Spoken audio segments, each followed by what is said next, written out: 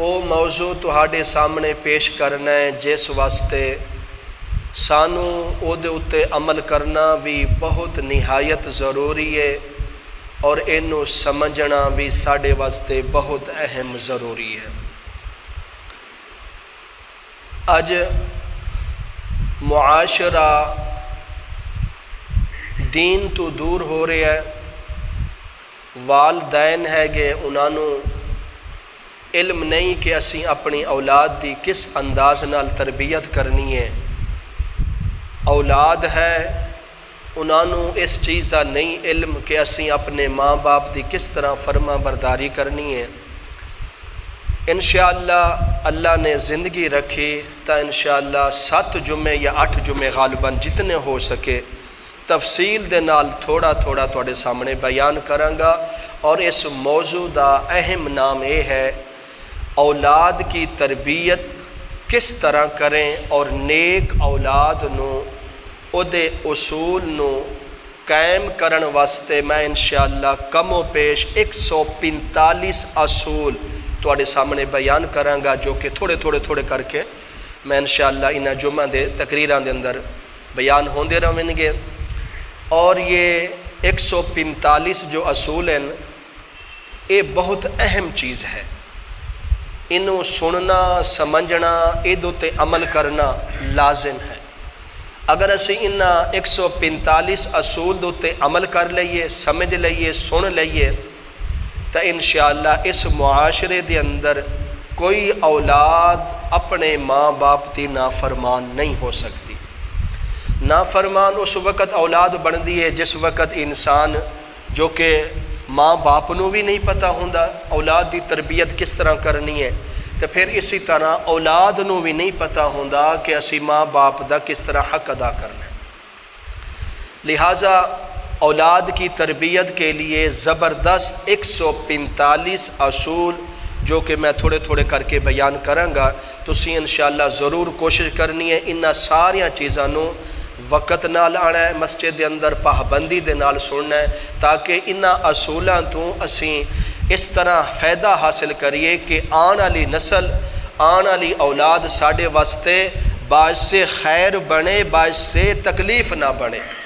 یہ اس وقت ہوئے گا جدو اسی اپنی تعلق اپنی نسبت قرآن اور حدیث اور شریعت اور اسلام نال کرانگے۔ تو لہٰذا اللہ تبارک و تعالی نے اولاد دے متعلق قرآن مجید دے اندر بہت سارے مقامات تے بھی ذکر فرمایا ہے۔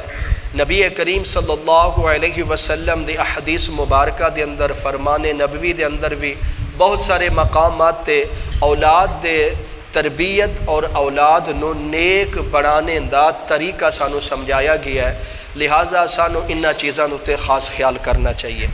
آج اس خطبے دا پہلا حصہ ہوئے گا انشاءاللہ جتنیاں بھی چیزاں بیان ہو سکیں گیاں، پھر اگلے جمعے انشاءاللہ تھوڑیاں میں کوشش کرانگا انہاں 145 جو زبردست اولاد نو نیک بنان دے اصول ہے وہ تواڈے سامنے تھوڑے کر کے پیش ہو جاویں۔ آج سب تو پہلا نمبر 1 پہلا اصول یہ ہے کہ جس وقت انسان اپنے رشتہ تلاش کر دیں، والدین جو کہ اپنے بچیاں واسطے رشتہ تلاش کر دیں، تو اس رشتے تلاش کے اندر نیک پاک دامنہ اور با حیا عورت کا انتخاب کرنا ہے۔ یہ اہم چیز ہے، یہ انسان دی بنیاد اتھوں شروع ہوئے گی۔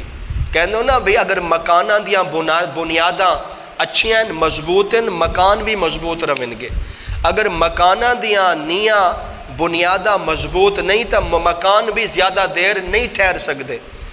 تو انسان دی زندگی جو گزارنے کا جو سلیقہ ہے، ازدواجی جو زندگی کے معاملات ہیں، اولاد دے معاملات ہیں، انہاں سب تو پہلا اصول سب تو پہلے نمبر دے جس چیز دا ذکر فرمایا گیا ہے نیک سیرت عورت با حیا عورت کا انتخاب کرے۔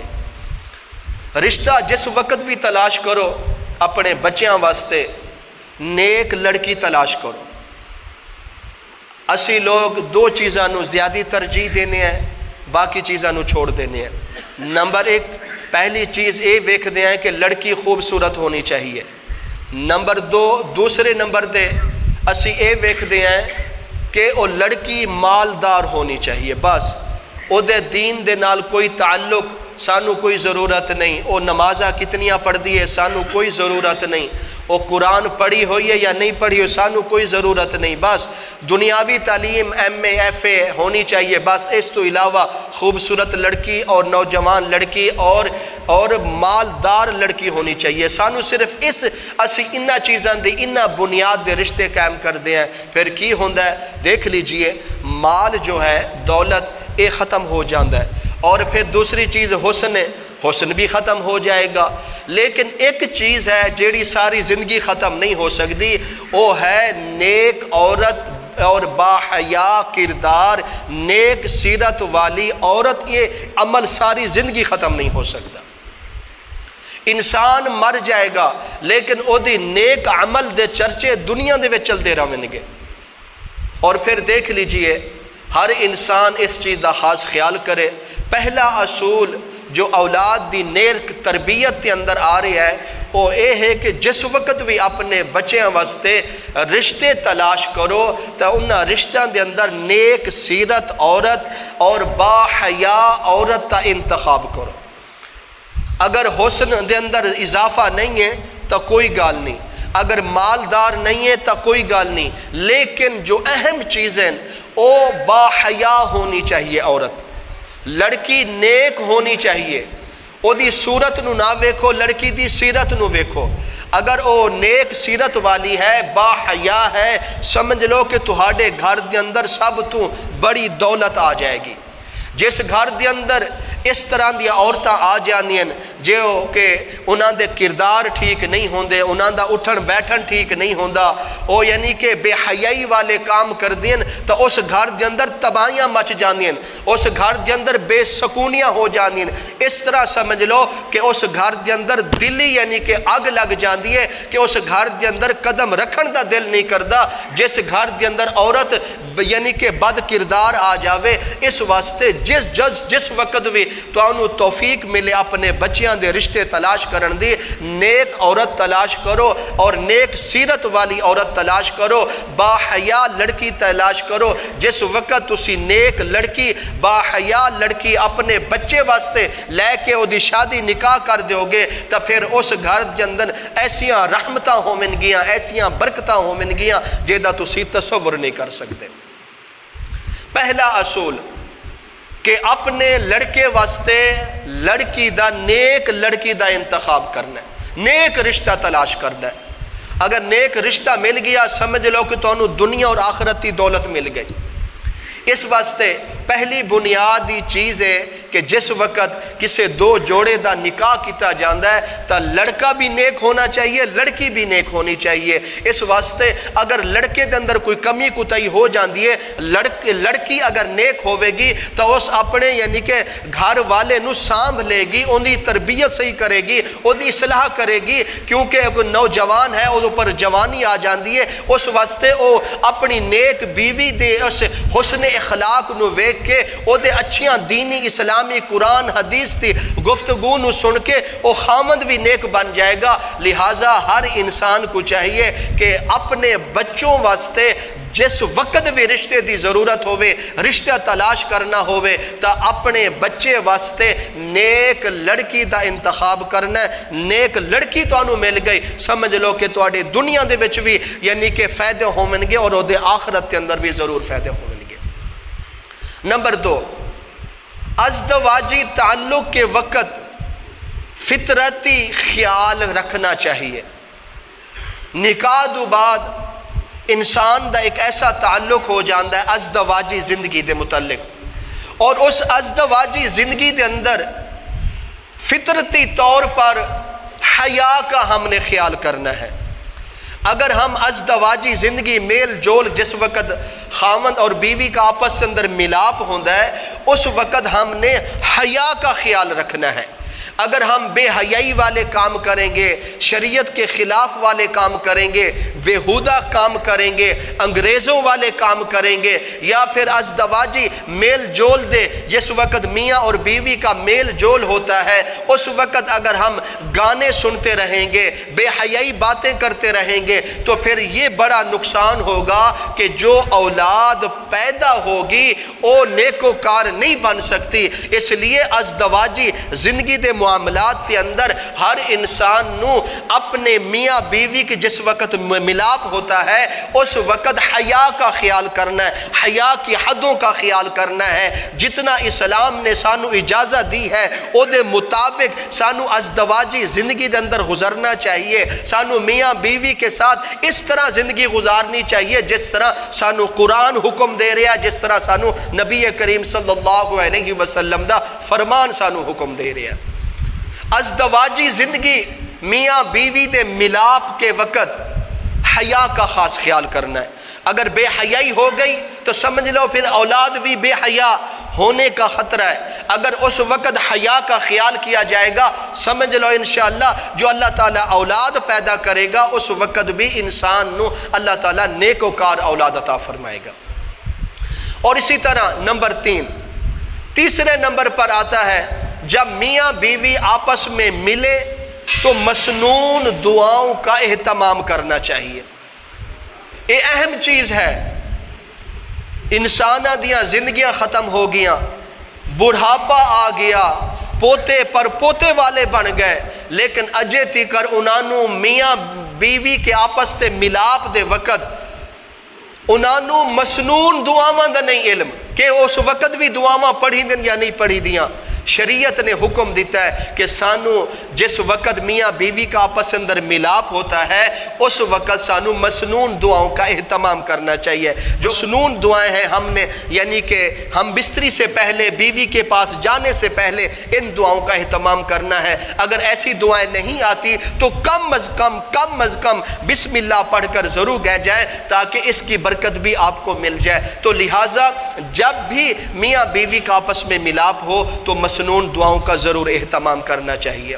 نمبر چوتھے نمبر پر آتا ہے حمل کے دوران اچھے اعمال و افعال کا خیال رکھنا ہے۔ جب عورت میں حمل ٹھہر جاتا ہے تو اس وقت عورت کو چاہیے کہ وہ اپنے اعمال اور افعال کا خاص خیال رکھے، یعنی کہ نیکوکار بن جائے، نماز کا اہتمام کرے، قرآن کی تلاوت کا اہتمام کرے، ذکر اذکار کا اہتمام کرے اور اس اعمال سے اپنی زندگی بسر کرے۔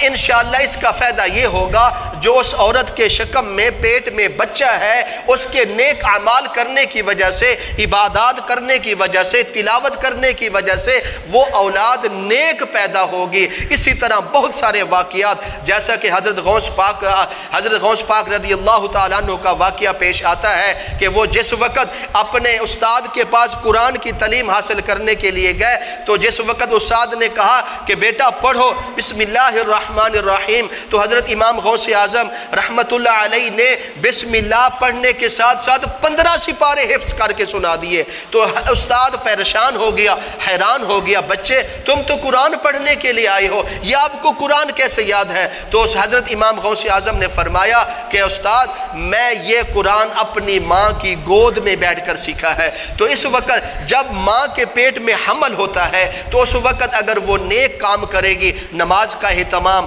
قرآن کی تلاوت کا اہتمام، ذکر اذکار کا اہتمام، تسبیحات کا اہتمام کرے گی تو انشاءاللہ جو اولاد پیدا ہوئے گی وہ اولاد بھی نیکوکار پیدا ہوئے گی۔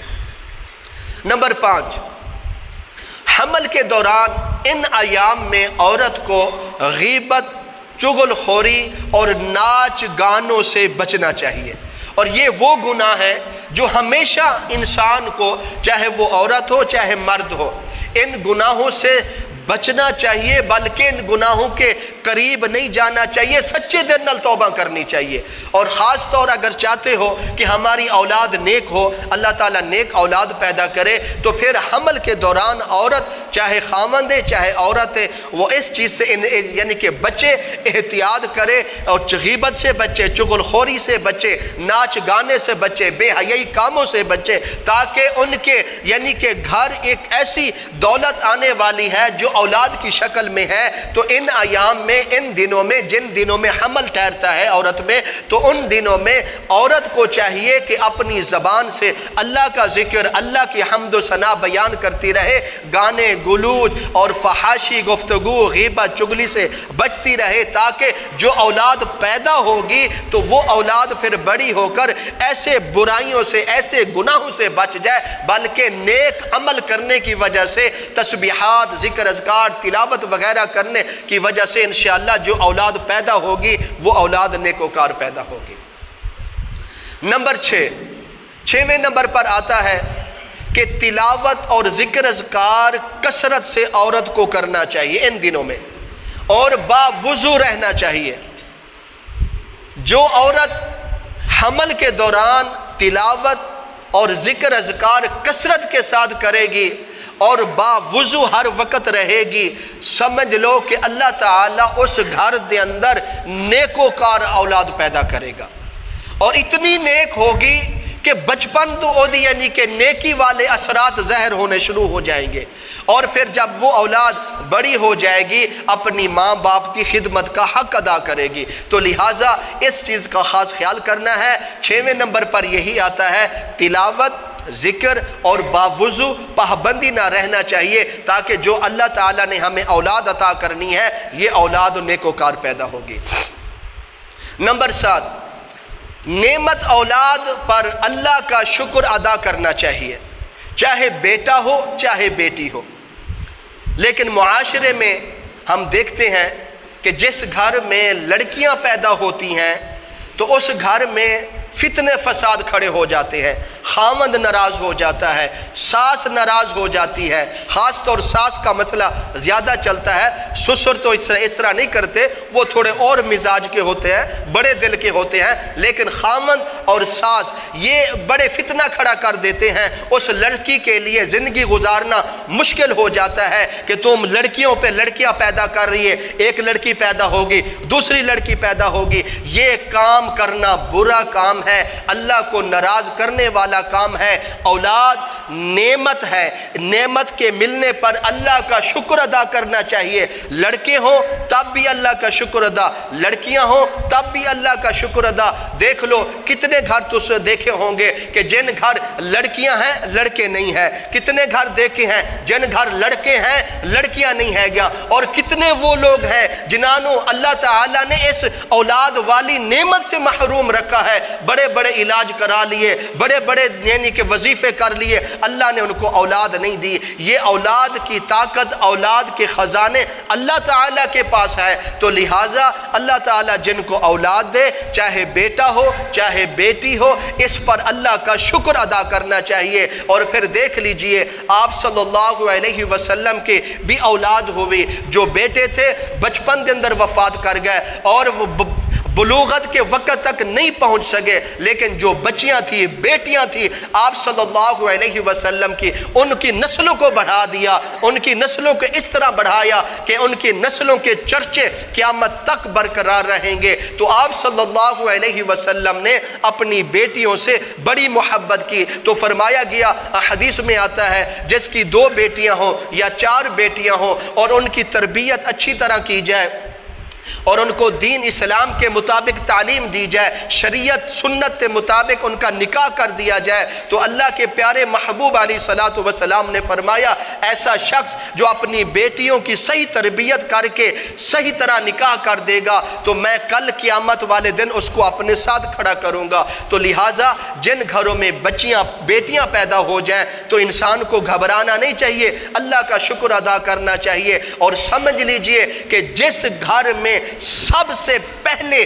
بیٹی پیدا ہوگی، سمجھ لو کہ اس گھر میں اللہ کی رحمت نے ڈیرے ڈال دیے۔ تو فرمایا گیا خوش دلی سے اس چیز کو قبول کرنا چاہیے، چاہے بیٹیاں پیدا ہوں چاہے بیٹے پیدا ہوں، نعمت اولاد والی نعمت ملنے پر اللہ تعالیٰ کا شکر ادا کرنا چاہیے۔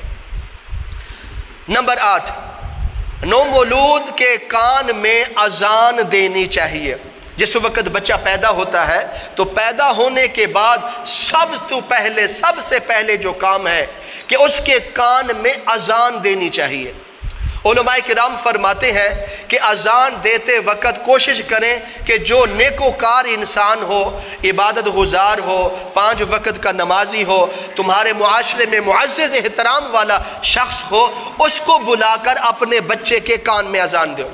اور جس وقت آپ اذان دیں گے تو سیدھے کان میں اذان دی جائے گی اور الٹے کان میں تکبیر کی جائے گی، اقامت کہی جائے گی۔ تو اس اذان دینے کا یہ مقصد ہوتا ہے کہ بچے کو پتہ لگ جاتا ہے یہ بچہ کسی مسلمان کے گھر پیدا ہوا ہے۔ تو پھر دیکھ لیجئے اذان بھی بچپن کے وقت ہو گئی اور پھر اقامت بھی ہوگی۔ اب اذان اور اقامت کے بعد نماز کا وقت ہوتا ہے، نماز اس کی موت کے وقت ہوتی ہے جو کہ جنازہ ہوتا ہے۔ لہٰذا اس زندگی کو مخصوص سمجھا جائے، یہ نہ سمجھا جائے کہ میں نے اتنا عرصہ جینا ہے، بڑی لمبی اور زندگی گزارنی ہے۔ نہیں، اذان اور اقامت آپ کے ولادت کے وقت آپ کے کان میں دی گئی، اب آپ کے نماز جنازے کا انتظار ہے۔ تو لہٰذا انسان کو چاہیے جب بھی بچہ پیدا ہو تو اس کے بچے کے کان میں سب سے پہلے آپ نے اذان اور اقامت کہنی ہے تاکہ اس بچے کو علم ہو جائے کہ وہ بچہ کسی مسلمان کے گھر پیدا ہوا ہے۔ اس طرح نمبر 9، بچے کو جو سب سے پہلے گڑتی دی جاتی ہے، علماء کرام فرماتے ہیں کوشش کریں اور ضرور کوشش کریں کہ جو تمہارے معاشرے میں نیکوکار ہیں گے لوگ، انہوں تلاش کر کے گڑتی دعا انہاں کو لو۔ ایدی حکمت یہ ہے کہ آپ صلی اللہ علیہ وسلم کے پاس بھی اسی طرح لوگ آتے تھے، جب کسی کے ہاں بچہ پیدا ہوتا تو وہ اٹھا کر آتے تو عرض کرتے کہ یا رسول اللہ صلی اللہ علیہ وسلم ہمارے گھر بچہ پیدا ہوا ہے تو لہٰذا ہماری حسرت ہے، سب سے پہلے آپ اس کو گڑتی دیں۔ تو آپ صلی اللہ علیہ وسلم اکثر اپنا لعاب مبارک نکال کر اس بچے کے منہ میں ڈال دیتے، یا پھر کھجور وغیرہ تھوڑی چبا کر اس کے بچے کے تالو پر لگا دیتے۔ تو یہ فرمایا گیا یہ عمل ایسا ہے کہ آپ جس شخص سے گڑتی دیوائیں گے، جس شخص سے یعنی کہ نیکوکار سے گڑتی دیوائیں گے، اس کا اثر اس کے بچے پر ہو جائے گا۔ جب وہ بڑا ہوگا تو وہ اس کے اندر بھی نیکوکار کی صفیت یعنی کہ صفات پائی جائے گی۔ تو لہٰذا انسان کے جب بچہ پیدا ہوتا ہے تو نام نمبر پر یہی آتا ہے کوئی معزز بندہ اور نیکوکار بندہ، 5 وقت کا نمازی پرہیزی متقی بندہ، اس کو تلاش کر کے اس سے گڑتی دیوائی جائے تاکہ جس طرح وہ نیکوکار بندہ ہے اس گڑتی کی وجہ سے اللہ تعالیٰ تمہارے بچے کو بھی نیکوکار بنا دے گا۔ نمبر 10، نمبر پر آتا ہے اچھا نام رکھا جائے۔ ہم تلاش کرتے ہیں کہ اس پنڈ دے اندر اسی اپنے بچے دا او نام رکھیے جیڑا کسے دے کول نہ ہوئے، بالکل غلط سوچ ہے۔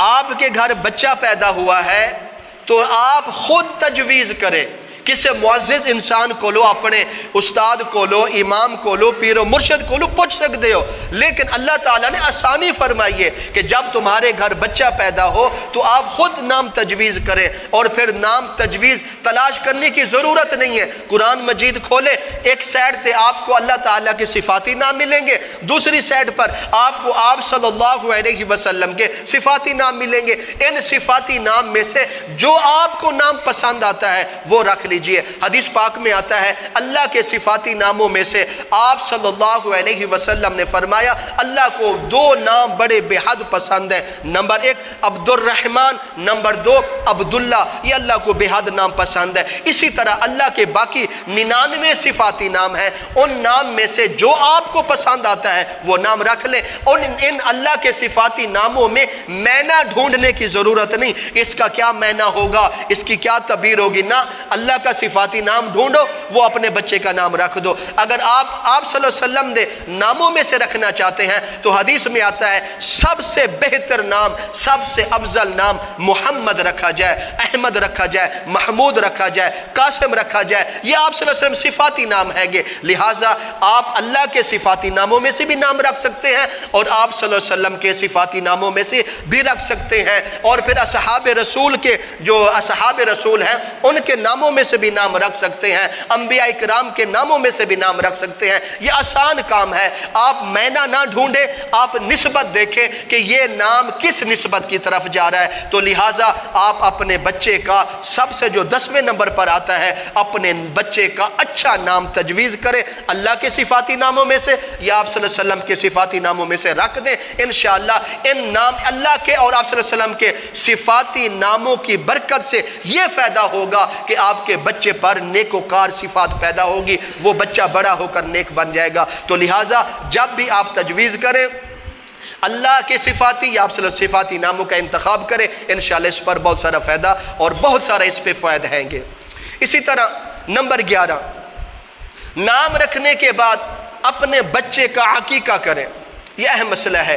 عقیقہ یہ ایک مستحب عمل ہے، لازم نہیں، فرض نہیں، سنت نہیں، مستحب عمل ہے۔ یہ عمل ان لوگوں کے لیے جن کے پاس پیسہ ہے، استطاعت ہے، وہ اپنے بچوں کا عقیقہ دے سکتے ہیں، تو پھر ان کو چاہیے خوش دلی کے ساتھ عقیقہ ادا کریں۔ اور یہ عقیقے کے فائدے کیا ہیں؟ جب آپ یعنی کہ لڑکا ہے تو اس کے لیے 2 بکرے ہوں گے، 2 بکریاں، یا بیٹی ہے تو اس کے لیے 1 بکرا یا بکری ہوے گی۔ اگر آپ بڑے جانور میں حصہ رکھتے ہیں تو بڑے جانور میں لڑکے کے 2 حصے ہوں گے، لڑکی کا 1 حصہ ہوگا۔ اب عقیقہ کرنے کا فائدہ کیا ہوتا ہے؟ جب آپ عقیقہ کریں گے، جانور قربان کریں گے، جو جانور کا خون بہائیں گے اللہ کی رضا کے لیے عقیقہ کریں گے، تو اللہ تعالیٰ آپ کے بچے کے خون میں خیر فرمائے گا، بیماریوں سے بچ جائے گا۔ جو آپ جانور کا گوشت تقسیم کریں گے تو اللہ آپ کے بچے کے گوشت میں خیر و برکت فرمائے گا۔ جو جانور کی جسم کی ہڈیاں ہیں اللہ آپ کے بچے کے ہڈیوں کو مضبوط کرے گا اور طاقتور بنائے گا۔ تو لہٰذا یہ بچے کے بہت سارے فوائد ہیں عقیقہ کرنے کے، جن کو اللہ تعالیٰ توفیق دیتا ہے، ہمت دیتا ہے، وہ ضرور بچے کا عقیقہ کرنا ہے گا۔ اور پھر عقیقہ کرنے کا تھوڑا اصول ہمارا تھوڑا الگ ہے۔ ہم کیا کرتے ہیں؟ جانور گھر میں ذبح کر کے بس اس کو تیار کر کے گوشت تقسیم کر دیا، ایسا بھی ٹھیک ہے، لیکن علماء کرام فرماتے ہیں عقیقے کا مقصد ہوتا ہے کہ اس عقیقہ کرنے میں اس بچے کے لیے دعائے خیر کی جائے۔ اور پھر یہ اہم مسئلہ ہے کہ اگر سب سے پہلے تو یہ ہے کہ اس عقیقے کا جتنا گوشت ہے وہ سب غریبوں میں تقسیم کر دیں، آپ اپنے پاس نہ رکھیں۔ اگر رکھنا بھی چاہیں تو آپ رکھ سکتے ہیں، عقیقے کا گوشت کھا سکتے ہیں، اپنے رشتہ داروں کو بلا کر ان کو دعوت کھلا سکتے ہیں۔ لیکن جب عقیقے کا گوشت تقسیم کریں یا پھر دعوت کریں تو یہ آپ جن اپنے رشتہ داروں کو بلانا چاہتے ہیں، محلے والوں کو بلانا چاہتے ہیں، ان کو بلا کر اپنے گھر میں بٹھائیں، ان کو بٹھا کر ایسے اس کے بارے میں دعا کی جائے، اپنے کسی معزز استاد کو بلا کر یا جس کو بھی آپ بلانا چاہتے ہیں اس کو بلا کر دعا کی جائے، کیونکہ جو جامعہ دعا ہوتی ہے یہ اللہ کے ہاں فوراً قبول ہو جاتی ہے۔ جب اس بچے کے لیے دعا ہوگی کہ اللہ کی رضا کے لیے عقیقہ کیا گیا ہے، اس عقیقے کا گوشت اس بچے کے لیے فائدہ مند ہوگا، تو جتنے وہ دوست احباب آمین کہیں گے تو ان کی آمین میں اللہ تعالیٰ قبولیت کرے گا۔ تو لہٰذا آپ عقیقے کا گوشت جس انداز میں تقسیم کریں، جس انداز میں خیرات کریں، لیکن عقیقے کے وقت کم سے کم اتنا قیمتی جانور آپ قربان کرتے ہیں تو کم از کم اس قیمتی دعا کو ضائع نہ ہونے دیا کریں، چند بندے بٹھا کر دعا مانگ لیا کریں تاکہ اس عقیقے کا فائدہ ان بچوں کو ہو جائے جن بچے کے عقیقے ادا ہو رہے ہیں۔ نمبر 12، لڑکے کا ختنہ کرنے میں تاخیر نہ کی جائے۔ یہ اہم مسئلہ ہے، کیونکہ اگر ہم ختنہ کرنے میں تاخیر کریں گے تو اس میں ڈاکٹر حضرات کہتے ہیں کینسر جیسی بیماری یعنی کہ خطرہ وہ نہ لگ جائے۔ اگر وہ بچہ پیدا ہونے کے بعد 7 دنوں کے بعد آپ نے یہ مرحلہ دیکھنا ہے، یہ نہیں کہ بچہ پیدا ہونے کے بعد دوسرے تیسرے دن۔ عقیقہ، نام، اور ختنہ 7ویں دن کے بعد یعنی کہ رکھ سکتے ہیں۔ بچے کا عقیقہ اور نام 7ویں دن مقرر کر لیا جائے، اس سے پہلے آپ جو بھی نام پکار سکتے ہیں۔ 7ویں دن کے بعد پھر آپ ایک ہی نام بچے کا پکاریں گے، عقیقہ بھی کریں گے اور اس کے سر کے بال بھی اتار کر پھر ان سر کے بال کو اتار کر اس کا وزن کیا جائے، بالوں کے وزن کے مطابق چاندی صدقہ ادا کر دیا جائے، تو یہ عمل ہے۔ تو پھر اسی طرح 7ویں دن کے بعد 10ویں دن، 11ویں دن، 21ویں دن، مہینے تک اگر آپ کا وہ بچہ تندرست ہے تو آپ کو اجازت ہے آپ فوراً ختنہ کر دیں۔ آپ جتنا جلدی ختنہ کریں گے زخم اتنا جلدی ٹھیک ہو جائے گا، تکلیف میں بھی کمی ہوگی۔ آپ جتنا تاخیر کریں گے ختنہ کرنے میں تو پھر یہ زخم میں بھی اضافہ ہوگا، تکلیف میں بھی اضافہ ہوگا۔ تو 12ویں نمبر پر یہ آتا ہے کہ لڑکے کا ختنہ جلدی کر دینا چاہیے، اس سے بہت سارے دنیاوی بھی فائدے ہیں، آخری بھی فائدے ہیں۔ نمبر 13ویں نمبر پر آتا ہے ماں اپنے بچے کو 2 سال ضرور دودھ پلائے۔ یہ اہم مسئلہ ہے، ماں اپنے بچے کو 2 سال ضرور دودھ پلائے۔ جو اللہ تعالیٰ نے ماں کی چھاتی سے دودھ کے چشمے جاری کیے ہیں، یہ بڑے قیمتی دودھ ہے۔ جس بچے نے 2 سال یہ دودھ پیا ہے وہ 40 سال تک کمزور نہیں ہو سکتا اگر وہ غلط کاری میں نہ آئے تھا۔ وہ 40 سال اس میں طاقت برقرار رہتی ہے۔ تو فرمایا گیا، احادیث میں آیا ہے کہ اگر کوئی عورت کمزور ہو جاتی ہے، بیمار ہو جاتی ہے، وہ دودھ نہیں پلا سکتی، تو خامد کا حق بنتا ہے کسی اور عورت کا انتخاب کرے اور اس عورت کو معاوضہ دے، اس کی خدمت کرے، اس کے ساتھ تعاون کرے اور اس کو کہے کہ میرے بچے کو 2 سال تک دودھ پلائے تاکہ اس دودھ کا فائدہ ہو۔ دنیا کی تمام چیزوں میں ملاوٹ ہو سکتی ہے یا جراثیم مل سکتے ہیں، لیکن جو اللہ تعالیٰ نے بچے کو دودھ 2 سال بچپن کے پلانے کے رکھے ہیں، اس میں کوئی ملاوٹ نہیں، کوئی جراثیم نہیں۔ سمجھ لے سب سے بڑی طاقت یہ ہے جو اللہ تعالیٰ نے ماں کے سینے سے جو دودھ کے چشمے جاری کیے ہیں، یہ اہم چیز ہے۔ تو فرمایا گیا 13ویں نمبر پر یہی ملتا ہے کہ جب بچہ پیدا ہو تو ماں کوشش کرے۔ اکثر عورتیں ہم دیکھتے ہیں کہتی ہیں ہم دودھ پلائیں گی کمزور ہو جائیں گی، یہ نئی بہانے ہیلے کر کے بچوں کو دودھ چھڑا دیتی ہیں، فیٹر پلانا شروع کر دیتی ہیں۔ جتنا جلدی آپ بچوں کو فیٹر لائیں گے بچے بیمار ہوں گے، کمزور ہوں گے، پوٹیاں کریں گے، کمزور ہو جائیں گے۔ جتنا عرصہ آپ آزما لیں، آپ سمجھدار بیٹھے ہیں، آپ کا تجربہ ہے، جتنا دیر بچہ ماں کا دودھ پیتا ہے اس کو پوٹیاں نہیں لگتیاں، وہ بیمار نہیں ہوتا، وہ کمزور نہیں ہوتا۔ ماں کا دودھ پینے سے بچہ زیادہ سے زیادہ صحت مند ہوتا جائے گا۔ تو لہٰذا 13ویں نمبر پر یہی ملتا ہے جو اصول ہے، وہ 13واں اصول یہ ہے کہ ماں بچے کو پیدا کرنے کے بعد مسلسل 2 سال دودھ پلائے۔ یہ قرآن کا بھی حکم ہے، نبی کریم صلی اللہ علیہ وسلم کا فرمان کا بھی حکم ہے، اور انشاءاللہ اس میں بچے کے بھی بہت سارے فوائدے ہیں۔ تو لہٰذا یہ میں نے آپ کے سامنے 13 اصول جو بیان کر دیے ہیں، یہ 13 اصول اولاد کی نیک و تربیت کے، انشاءاللہ میں آپ کے سامنے 145 اصول بیان کروں گا کہ جیڑے اصول اولاد کو نیکوکار بنان دیں۔ انشاءاللہ ہر جمعے تھوڑے تھوڑے بیان ہوندے جائیں گے، آپ ضرور آنا انشاءاللہ، اس پر سمجھو، اس پر عمل کرو۔ یہ وہ چیزیں ہیں جن چیزوں سے ہم پہلے غافل تھے، ہمیں پتہ نہیں تھا، ہم نے ازدواجی زندگی کس طرح گزارنی ہے، ہم نے اولاد کی تربیت کس طرح کرنی ہے۔ انشاءاللہ اس کے بعد اور یعنی کہ اصول پیدا ہوں گے انشاءاللہ 145 نیکوکار اولاد بنانے دے اصول ہے گے، وہ انشاءاللہ میں تھوڑے تھوڑے ہر جمعے بیان کراں گا، اور اسی طرح کوشش کریں آپ تھوڑا ٹائم سے آیا کریں۔ اللہ تعالی ہم سب کو عمل توفیق عطا فرمائے۔